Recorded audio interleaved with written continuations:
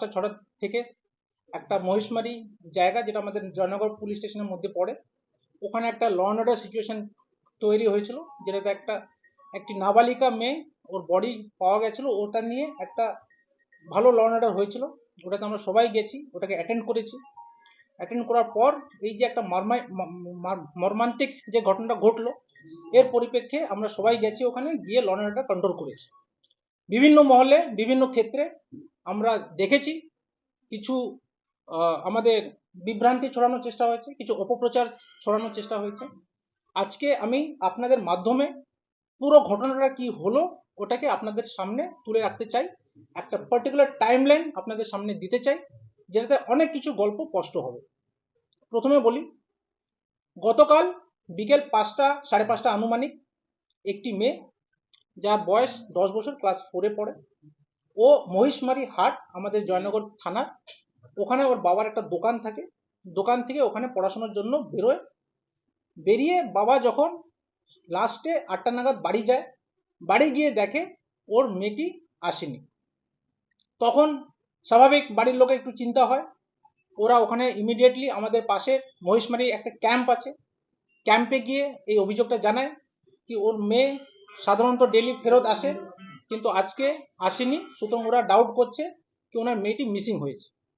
এই পরিপ্রেক্ষে আমি আপনাদেরকে বলতে চাই কি বিভিন্ন মহলে বিভিন্ন জায়গায় একটা দায়ের ঠেলাঠেলি, যেটাকে বলা হয় কি পুলিশ নাকি দায় ঠেলাঠেলি করেছে, ঠিক সময় এফআইআর করেনি, কিংবা বিভিন্ন অপপ্রচার ছড়িয়েছে। এটাতে আমি আপনাদেরকে স্পষ্ট বলতে চাই, উই আর অল অ্যাওয়্যার কি আমাদের নির্দিষ্ট সুপ্রিম কোর্টের গাইডলাইন্স আছে কি কোনো নাবালিক কিংবা নাবালিকা যদি মাইনর থাকে, আমরা কিন্তু মিসিং ডায়েরি করি না, আমরা সাধারণত এফআইআর করি। এই পরিপ্রেক্ষে গতকাল 8:30টার সময় যখন মহিষমারি ক্যাম্পে আসে, ওনাদেরকে বাড়ির লোককে ওটাই বলা হলো কি আমরা ওখানে জিডি করেছি, ফাঁড়িতে যেহেতু আমাদের এফআইআর করার প্রয়োজন থাকে না, আমরা ওদেরকে সহযোগিতা করে ওনাদেরকে ডাইরেক্টলি জয়নগর থানার জন্য আমরা পাঠানো হয়েছে। আর ইন দ্য মিন টাইম আমরা কিন্তু তখনই তদন্ত শুরু করে দিই।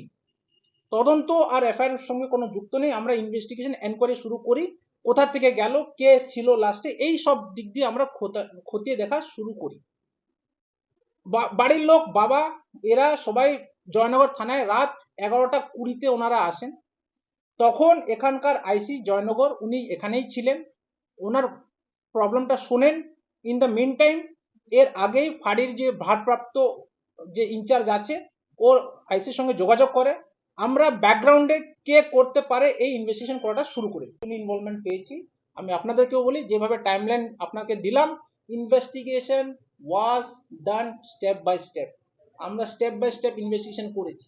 প্রথমে মিসিং ডায়েরি হলো, মিসিং যে কমপ্লেন্ট হলো, ওর ভিত্তিতে আমরা কিন্তু প্রথমে ওকে রিকভারি করার জন্য বেরিয়েছিলাম। আমরা জানি না কি হয়েছে। আবারও বলি, পোস্টমর্টমের যে টাইম অফ ডেথ যেটা বেরোবে, ওটা এরকমও হতে পারে কি আমাদের কমপ্লেন্ট আসার আগেও ওটা হয়ে যেতে পারে। We are in the dark right now. আমরা কিন্তু এভাবে এগিয়ে যাচ্ছি, আমরা স্টেপ বাই স্টেপ ইনভেস্টিগেশনের প্রসেস করছি। আপনি বললেন 5 ঘন্টার মধ্যে অ্যাক্টিভিস্ট গ্রেফতার হয়েছে, দেহ উদ্ধার হয়েছে, সেই জায়গায় মানুষ বা এলাকাবাসীর ক্ষোভটা মহেশ যে ওখানকার যে ফাঁড়ি এবং পুলিশ কর্মীদের ওপর কেন করলো, পুলিশ কর্মীকে মারধর, ফাঁড়িতে অগ্নিসংযোগ করলো। দেখুন, এই যেটা ঘটনা আজকে সকালে ঘটলো, এটারও তদন্ত হবে। পুলিশ ফাঁড়ির উপরে যে অ্যাটাক করেছে, এটারও আমরা তদন্ত করব, কেস করা হবে। আমরা যারা করেছে, we will not leave them also. This has to be very clear. আমরা কাউকে ছাড়বো না। যারা এই ঘটনা ঘটেছে, কি মোটিভ আছে, আমরা ইনভেস্টিগেশন করব, আমরা অ্যারেস্ট করব, আর আমরা ইনশোর করব ওর শাস্তি হোক। এটাতে কোনো আলাদা কেস স্টার্ট হয়েছে যে পুলিশের ফাঁড়ি? ওটা আমরা আপনারা খবর পেয়ে যাবেন। এখনো হয়নি তো? হয়ে গেছে। কতদিনের নেওয়া হয়েছে? কতদিনের? সরি, 7 দিনের পিস রয়েছে। Thank you very much. ঠিক আছে, এইটা কিন্তু একদমই ভুল। I am telling this on record. আমরা পুরো ডকুমেন্টস দেখেছি, ওনাদেরকে পুরো প্রত্যেকটা স্টেপে আমরা গাইড করেছি। We have all the footage with us. আমরা সবে তদন্ত করেছি, ওরা সব কনফিডেন্স আছে। ওরা 8:30টার সময়, আবার বলি, 8:30টার সময় ওনারা মহিষমারি ক্যাম্পে গেছিল, তারপরে ডাইরেক্টলি 11টা 20-তে আমাদের এখানে ঢুকেছে জয়নগরে। আপনারা জানেন, আপনারা সবাই ওখানে ছিলেন।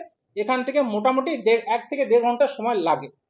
সো এটা কিন্তু ঠিক নয়। স্যার চিঠিতে কোথাও সেক্সুয়াল হ্যারাসমেন্টের কথা উল্লেখ এরকম কিচ্ছু লেখা নেই, শুধু মিসিং এর গল্প আছে। It could be a case of sexual assault, but এটা ময়না তদন্ততে বেরিয়ে আসবে। অটোপসি কি আজকেই হচ্ছে নাকি আপনারা জানেন 4টের পরে হয় না, সুতরাং আজকে হবে না, কালকে দেখি ওনারা যা বলবে আমরা করব। body preserve করার কথা সেটা কি আমরা অবশ্যই করব। See let me B very clear, we are completely in support of the family. Family যা চাইবে আমরা তাই করব। আমরা পুরো সাপোর্ট কালকেও দিয়েছি, আজকেও আজকে দিয়েছি, আর আগামীকাল ওনারা যা সাপোর্ট চাইবে, যা হেল্প চাইবে, আমরা অবশ্যই ওনাদেরকে দেবো। পড়াশোনা মোটিভ কি সেক্সুয়াল অফেন্স ছিল? ওইটা এখন তদন্তেতে বেরিয়ে আসুক। আমরা ওনাকে যে অ্যাকিউজড আছে, আমরা 7 দিনের পিসি পেয়েছি, 7 দিনের পিসিতে আরো তদন্ত হবে, কি মোটিভ ছিল, কেন করলো, কি করলো। আপনি যেটা বললেন সেক্সুয়াল অ্যাসল্টের কোনো প্রশ্ন আছে কিনা, ওটা সব ময়না তদন্ত বেরিয়ে যাবে। আমরা এটাকে ইনভেস্টিগেশন করে রিকনস্ট্রাকশন অফ ক্রাইম করবো, আপনারা সব জেনে যাবেন।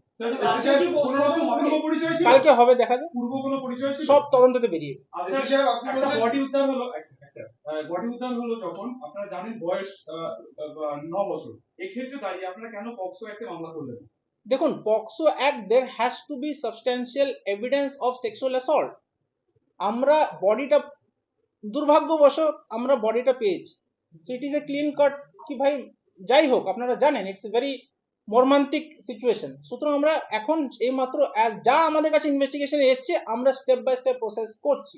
আমরা এখন অব্দি 103-তে আমরা কিন্তু অ্যাডিং সেকশনে প্রেয়ার দিয়েছি, আর ওর বিনিময়ে আমরা পিসিতে নিয়েছি। এরপর ময়নাতদন্তর পরে যদি সেক্সুয়াল অ্যাসল্টের কোনো যদি ইনগ্রিডিয়েন্টস থাকে, আমরা অবশ্যই পক্সোর দিকে যাব। Let me B very clear, we being the police department, আমাদের গভর্নমেন্টের এই যে সাপোর্ট, আমরা এই মাধ্যমে আপনাদেরকে বলতে চাই, we are very serious, we will complete this investigation in a very short period of time. আমরা চার্জশিট করব, আর আমরা অত্যন্ত দ্রুততায় আমরা কিন্তু এনশিওর করব কি এর কঠোর থেকে কঠোর শাস্তি হয়। পড়াশোনা এখনো পর্যন্ত কতজনের ইনভলভমেন্ট? আমি আবারও বলি, ফ্যামিলি আমাদের কনফিডেন্সে আছে। আমার এই বলার এই মানে আছে কি, আমরা ওনাদেরকে যা সাপোর্ট চাইছে আমরা দিয়ে এসছি, আর আগেও দেব। এবার ওনাদের ক্ষোভ থাকতেই পারে, আমাদের এগেনস্টে আরো যদি কার এগেনস্টে কোনো যদি কমপ্লেন্ট থাকতেও পারে, আমরা কিন্তু ওটার উপরেও অ্যাকশন নেব। আমার বলার মানে হচ্ছে তাই। স্যার, ফজলহাট হাসপাতাল থেকে যখন দেহ ময়নাতদন্তে পাঠানো হচ্ছিল, তখন বেশ কিছু পলিটিক্যাল পার্টির নেতা কর্মীরা সেখানে যায়, বডি নিয়ে যেতে বাধা দেয়, সেই ব্যাপারে ওটা আমার কোনো বলার নেই। ঠিক আছে, থ্যাংক ইউ। হিন্দি বাংলা খবর, আপনার রাজনীতি, আপনার আওয়াজ।